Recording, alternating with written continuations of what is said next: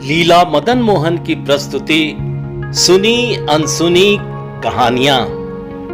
आज की कहानी का शीर्षक है कंजूस दानवीर चंद। दान देना बड़ा पुण्य का काम माना जाता है, लेकिन जब एक कंजूस व्यक्ति को दान देना पड़ जाए तो वह क्या क्या धर्म करने को उद्यत हो जाता है, इसका रोचक वर्णन आपको आज सुनने को मिलेगा। किसी नगर में एक व्यक्ति रहता था। नाम का क्या है, कुछ भी रख लीजिए।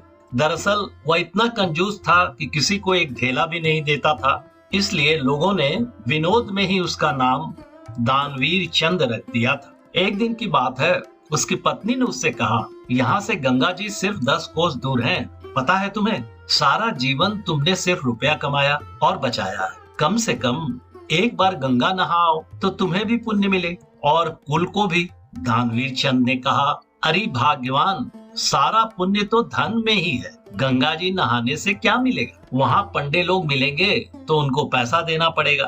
पत्नी बिगड़ कर बोली, अरे तुम जाओ तो सही, जरा दान पुण्य कर दोगे तो क्या बिगड़ जाएगा? यदि आज तुम ना गए तो तुम्हें भोजन भी नहीं मिलेगा, बैठे रहना भूखे। अब मरता क्या न करता। दानवीर चंद ने सोचा कि चलो एक बार हो ही आते हैं, नहीं तो श्रीमती जी भी बिगड़ी रहेंगी और भोजन न मिलेगा सो अलग। दानवीर चंद गंगा जी की ओर घर से रवाना हुआ। गंगा घाट पर किसी पंडित को रुपए न देने पड़ जाएं, इसलिए उसने कुछ भी पैसा नहीं लिया और खाली हाथ ही चल पड़ा। वह इतना कंजूस था कि इतनी दूर जाने के लिए भी उसने वाहन न किया, पैदल ही चल पड़ा। बहुत देर बाद वह गंगा किनारे पहुंचा तो मुख्य घाट की ओर न गया। उसे डर था कि वहां स्नान करने के बाद घाट के पंडे लोग दान दक्षिणा मांग सकते हैं, इसलिए वह सीधे मुर्दा घाट चला गया, जहाँ पर मृतकों का दाह संस्कार किया जाता था। उसने चारों ओर देखभाल कर इत्मीनान कर लिया कि उसके अलावा और कोई भी व्यक्ति उस घाट पर दूर दूर तक नहीं थी। वह निश्चिंत होकर गंगा जी में नहाने उतर गया। दानवीर चंद की कंजूसी देखकर भगवान को भी हंसी आ गई कि इतना लोभी आदमी नहीं देखा पहले। भगवान ने सोचा, चलो इसकी परीक्षा लेनी चाहिए। उन्होंने तुरंत पंडे का भेष धारण किया और उसी घाट पर पहुंचे जहां दानवीर चंद नहा रहा था। जैसे ही दानवीर चंद नहा कर आया, तुरंत पंडित जी के भेष में भगवान बोले, यजमान की जय हो। दानवीर चंद अचानक पंडित जी को देखकर घबरा गया, बोला, आप कौन हो? पंडित जी बोले, संतोषी ब्राह्मण है महाराज, इसी घाट पर पड़े रहते हैं, भगवान का भजन करते हैं। दानवीर चंद बोला, हद है, मुर्दा घाट को भी नहीं छोड़ा। पंडित जी हंसकर बोले, हम तो संतोषी ब्राह्मण हैं, घाट पर तो दूसरे पंडे रहते हैं। आप जैसे यजमान हमारी यहीं पर भोजन व्यवस्था कर देते हैं तो गुजर बसर होता रहता है। आपके जैसे यजमान हमारे वर्ष भर तक के भोजन की व्यवस्था कर देते हैं, इसीलिए चिंता नहीं रहती। दानवीर चंद झुंझला कर बोला, पर हम नहीं कर सकते। एक वर्ष क्या, एक दिन की भी नहीं कर सकते। अरे एक दिन तो बड़ी दूर की बात है, एक समय की भी नहीं कर सकते। जाओ अपना काम देखो। पंडित जी हंसकर बोले, कोई जबरदस्ती थोड़े है, आपकी जैसी श्रद्धा हो, पर आज कुछ न कुछ तो आपको देना ही पड़ेगा। गंगा जी का स्नान आपने किया है, सारे पाप धुल गए हैं आपके, दान देकर पहला पुण्य तो कमा लीजिए। जब पंडित जी नहीं माने तो दानचंद हार कर बोला, अच्छा ठीक है, पर उधार देंगे। पंडित जी बोले, चलो यही ठीक है। दानचंद बोला, एक ढेला देंगे, वह भी उधार। उस जमाने में ढेला चलता था। पंडित जी मन ही मन हंस कर बोले, चलो कुछ तो दिया। दानचंद बोला, आप हमारे घर से आकर ले जाना, अभी हमारे पास नहीं है। पंडित जी ने सहमति जताई कि ठीक है, वे दानचंद के घर से आकर एक ढेला दक्षिणा ले लेंगे। दानचंद ने घर की राह पकड़ी। बेचारा पैदल पैदल घर पहुंचा। घर पहुंचते ही थक कर चूप हो गया। वह घर में भीतर सोने ही जा रहा था कि बाहर से आवाज आई, यजमान की जय हो।